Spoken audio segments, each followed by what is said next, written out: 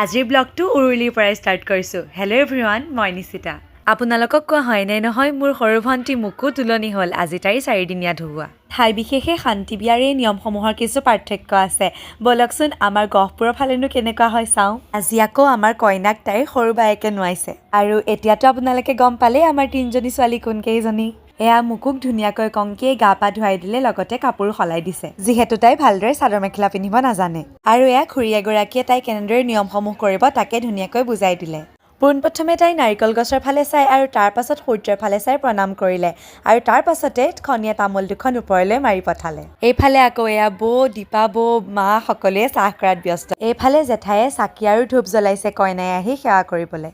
আৰু এইজনী হৈছে আমাৰ অকণমানি কইনাজনী। কইনা যোৱাৰ পিছে পিছে এয়া জেঠায়ে পিছফালে পানী ছটিয়াই গৈছে। আৰু এয়া আগফালে সকলো গোপিনী বহিলে আৰু ভণ্টিয়েও তাতে সেৱা কৰি গোপিনীৰ পৰা আশীৰ্বাদ ল'লে। আৰু এতিয়াৰ পৰা বিয়াৰ ব্লগ আহিয়ে থাকিব, সেইবাবে আপোনালোকে এতিয়াই চেনেলটো ছাবস্ক্ৰাইব কৰি থওক। আজিলৈ এৰিছোঁ দিয়ক, নতুন এটি ভিডিঅ'লৈ সোনকালে আহি আছোঁ। বাই।